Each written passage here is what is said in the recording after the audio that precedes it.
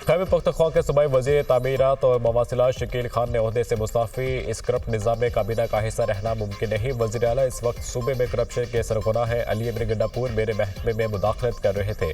वज़ीर आला किसी और के इशारों पर काम कर रहे हैं। वज़ीर आला से इख्तलाफात असूलों पर है। सूबाई हुकूमत अपने असूली मौक़िफ़ से पीछे हट गई। वज़ीर आला ने बानी पीटीआई के असूलों को अपने पाँव तले रोक दिया है। इस बदउनवान निज़ाम का मज़ीद हिस्सा नहीं रह सकता। वज़ीर आला को इस्तीफ़ा भेज दिया है। शकील खान कमेटी की सिफारिशात के मुताबिक शकील खान की काबीना से हटाने का फैसला किया गया।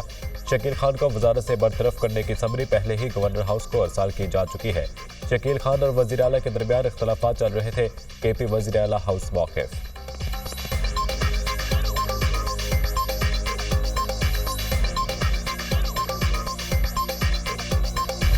फैज़ हमीद से तहकीकात। मजीद 3 रिटायर्ड फौजी ऑफिसर्स तहवील में ले लिए गए। तीनों रिटायर्ड ऑफिसर्स मिलिट्री डिसिप्लिन की खिलाफवर्जी पर तहवील में लिए गए। 3 ऑफिसर्स को लेफ्टिनेंट जनरल रिटायर्ड फैज़ हमीद के कोर्ट मार्शल के सिलसिले में तहवील में लिया गया।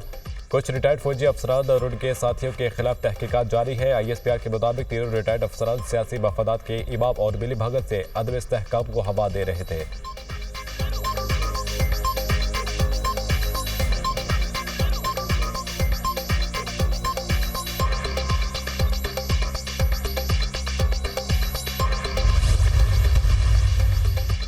फौजी तहवील में लिए गए 3 अफसरान के नाम सामने आ गए। ज़रा के मुताबिक गिरफ्तार अफसरान में brigadier retired Gaffar, brigadier retired Naeem और कर्नल रिटायर्ड आसिम शामिल हैं। तीनों अफसरान सियासी जमात और लेफ्टिनेंट जनरल रिटायर्ड फैज़ हमीद के दरमियान राब्ताकारी में शामिल थे। 2 रिटायर्ड ब्रिगेडियर्स का ताल्लुक चकवाल से है। ये जनरल फैज़ के खास और मंजूर नजर अफसरान थे। रिटायरमेंट के बाद ये सियासी पैगाम रसानी और सहूलतकारी में भी मुलविस थे।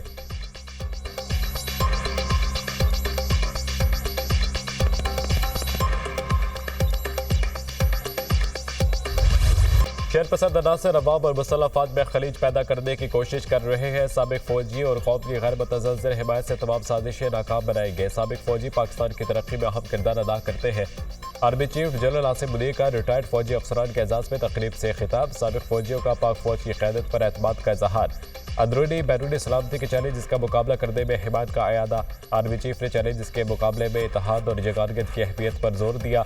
साबिक फौजियों की लगन और कौम की तारीख की तश्कील में अहम किरदार को सराहा। रिटायर्ड क़यादत ने बैरूनी और दाखिली सिक्योरिटी को दरपेश खतरा से निपटने के लिए मुकम्मल हिमायत का यकीन दिलाया। रिटायर्ड अफसरान और जवान मुल्क की खुशहाली और सलामती के लिए मुतहिद है। ISPR।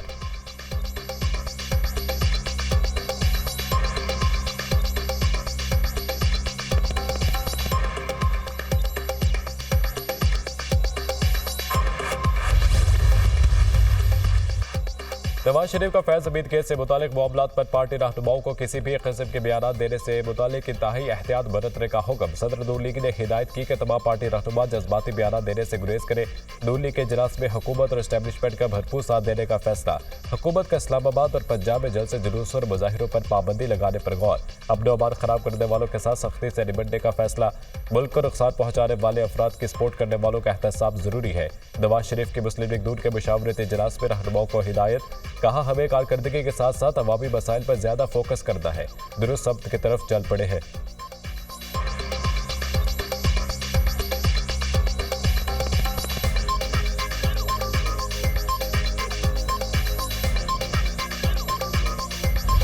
फैज़ हमीद हमारा सासा थे, उन्हें ज़ाया कर दिया गया। लेफ्टिनेंट जनरल रिटायर्ड फैज़ हमीद के मामले से कोई लेना देना नहीं। फौज फैज़ हमीद से तफ्तीश कर रही है। ये इनका अंदरूनी मामला है, मुझे इससे क्या। फैज़ हमीद का एहतसाब कर रहे हैं, अच्छी बात है, लेकिन फिर सबका एहतसाब करें। IB की रिपोर्ट थी कि स्पीकर पंजाब असम्बली मलिक अहमद खान हर वक्त जनरल बाजवा के पास बैठे रहते थे। बानी PTI की अडियाला जेल में सहाफ़ियों से गुफ्तगू। कहा, जनरल बाजवा ने नवाज शरीफ और शहबाज शरीफ के कहने पर फैज़ हमीद को हटाया था। फैज़ हमीद को हटाने पर मेरी जनरल बाजवा से सख्त तल्ख कलामी हुई थी। वज़ीर दिफा ने जनरल बाजवा की एक्सटेंशन की बात करके मेरे मौक़िफ़ की तायद की है। पार्टी तैयारी करे, मखसूस नशिस्तों के हवाले से सुप्रीम कोर्ट का फैसला ना माना गया तो सड़कों पर होंगे।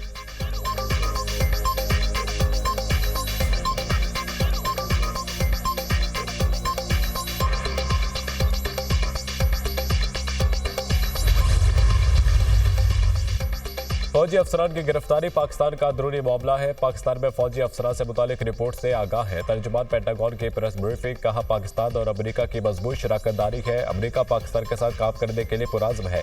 इलाकाई सलामती और मुश्तरका अहदाफ के हसूल के लिए पाकिस्तान की मदद करते रहेंगे। पाकिस्तान और अमेरिका की फौज क़यादत में बाहमी दिलचस्पी के अमूर पर बातचीत होती रहती है। तर्जुमान पेंटागन।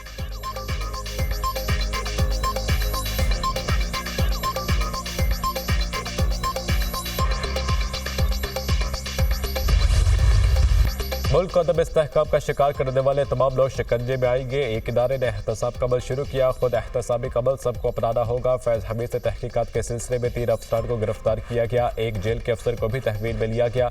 गिरफ्तार किए गए लोगों ने इंतशारी टोले से मिलकर कार्रवाई की। इंतशारी टोले का एहतसाब भी जरूरी है, किसी के साथ कोई रियायत नहीं होनी चाहिए। तहकीकात को आगे बढ़ाना चाहिए और कोई मुआफी नहीं होनी चाहिए। फैज हमीद से एक सियासी जमात के लीडर का राब्ता था।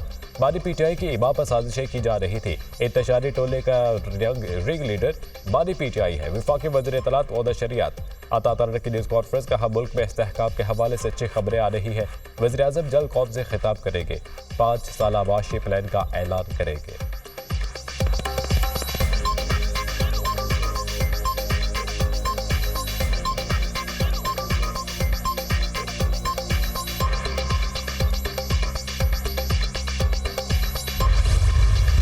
पाकिस्तान की सालमियत के लिए अहम फैसले किए जा रहे हैं। हालिया दिनों में और आज गिरफ्तारी अमल में आई, वेलकम करते हैं। शायद इन गिरफ्तारियों के ताने बाने दुबई की तरफ भी जा रहे होंगे। हालिया गिरफ्तारियों से साबित होता है पीटीआई की लीडरशिप शामिल थी। बानी पीटीआई मास्टरमाइंड और गिरफ्तार होने वाले सहूलतकार थे। साजिश के तहत दुबई का वाक़या किया गया, अवाम को अपने ही इदारों के सामने खड़ा किया गया। सिर्फ कुर्सी के लालच में बानी पीटीआई हर हद से गुजर गए। खुदा की लाठी बेआवाज है। आज वो सब लोग कानून के शिकंजे में आ रहे हैं। कोई भी हो, सबके खिलाफ बिला इम्तियाज कार्रवाई होनी चाहिए। वज़ीर इत्तलात से शरील मेमन का न्यूज़ कॉन्फ्रेंस कहा कि एक और भी सहूलतकार है जो अदालतों में सहूलतकारी कर रहा था। बदनाम ज़माना शख्स ने पीपल्स पार्टी की लीडरशिप को भी गिरफ्तार करवाया। बहुत सारे लोग साकिब निसार के इंतशार का शिकार रहे।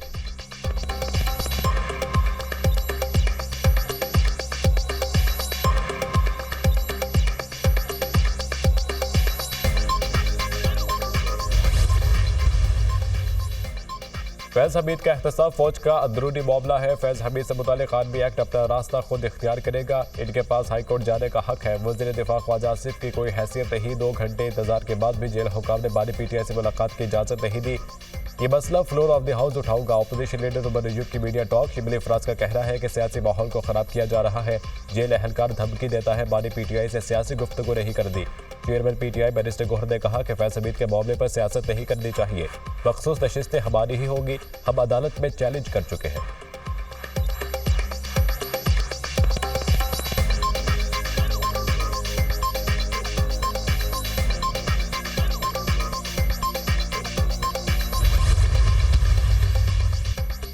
मुल्क में इंटरनेट की रफ्तार इंतहाई सुस्त। डिजिटल मईशत की बका खतरे में। ऑनलाइन और इंटरनेट पर इन्हसार करने वाले कारोबारी अफराद शदीद मुतासिर। मुल्क में सोशल मीडिया की रफ्तार भी कम हो गई। व्हाट्सएप और दीगर प्लेटफॉर्म्स भी सुस्त। इंटरनेट सर्विस भी बदतरीन हालत। मोबाइल डाटा के बाद वाईफाई से भी डाटा शेयरिंग रुक गई। मुल्क में 1 माह से इंटरनेट सर्विसेज मुतासिर। पीटीए का इजहार लाइल्मी। सेनेटर परवश खान की ज़ेर सदारत सैनेट की कायमा कमेटी बराए इंफॉर्मेशन टेक्नोलॉजी का इजलास। अरकान कमेटी ने internet social media apps down होने का मामला उठा दिया। कमेटी की 2 हफ्तों में इंटरनेट और सोशल मीडिया का मसला हल करने की हिदायत। इंटरनेट सोशल मीडिया ऐप्स सुस्त होने से नुकसानात की रिपोर्ट तलब।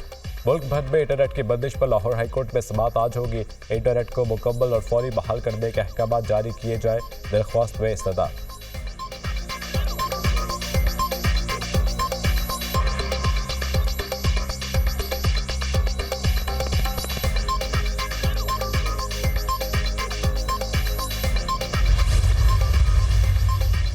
सदर नून लीग नवाज शरीफ की ज़ेर सदारत नून लीग की आला क़यादत का हम मुशावरती इजलास। वज़ीर-ए-आज़म शहबाज शरीफ, वज़ीर आला पंजाब मरीम नवाज की भी शिरकत। इजलास में अवाम को महंगाई, खास तौर पर बिजली के महंगे बिजली बिलों में रिलीफ देने पर तफसीली गौर।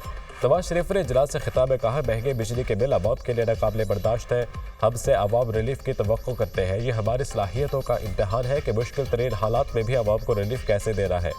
मुल्क को डिफॉल्ट से बचाया, अब अवाम को डिफॉल्ट से बचाना भी हमारा बड़ा इम्तहान है। वज़ीर-ए-आज़म शहबाज शरीफ ने पार्टी सदर को कौमी माशी एजेंडे के खदोखाल से आगाह किया। कहा, मुल्क के तमाम मसाइल के हल के लिए एक जामे माशी एजेंडा तैयार कर दिया है। 200 यूनिट तक प्रोटेक्टेड और नॉन प्रोटेक्टेड बिजली सारिफीन को 3 माह के लिए रिलीफ दिया है। तरक्याती बजट से 50 अरब रुपए की कटौती करके 86% अवाम को रिलीफ दिया गया।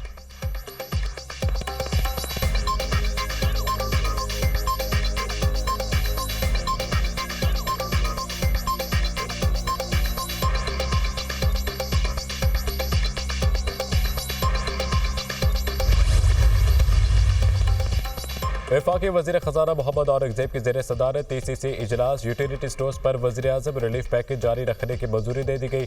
ज़राए वज़ारत ख़जाना के मुताबिक बेनज़ीर इनकम सपोर्ट प्रोग्राम के बेनिफिशरीज रिलीफ पैकेज से मुस्तफ़िद होंगे। रिलीफ पैकेज के तहत 5 बुनियादी अशिया पर सब्सिडी दी जाएगी। माली साल 2024-25 के लिए 50 अरब रुपये की टारगेटेड सब्सिडी की मंजूरी दी गई।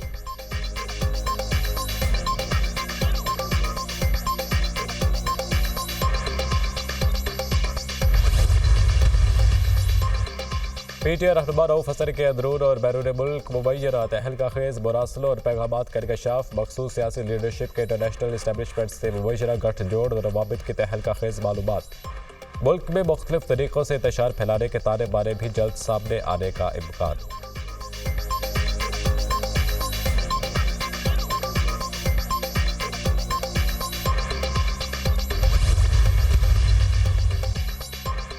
हमाद अजहर ने पंजाब की पार्टी सदारत का चार्ज छोड़ दिया। बाज़ फैसलों से इख्तलाफ की बना पर पार्टी जिम्मेदारियों से इस्तीफा दे दिया। सोशल मीडिया पैगाम में हमाद अजहर ने कहा, बहुत सारे ऐसे फैसले हुए जिनमें मेरी राय शामिल थी और ना ही रजामंदी। बदकिस्मती से मेरी बानी PTI तक रसाई नहीं है। मैंने प्रेस कॉन्फ्रेंस नहीं की और ना ही कोई डील की। तहरीक इंसाफ लाहौर की क़यादत भी मुस्ताफ़ी हो गई। लाहौर के सदर चौधरी असगर गुज्जर ने पार्टी सदारत छोड़ दी।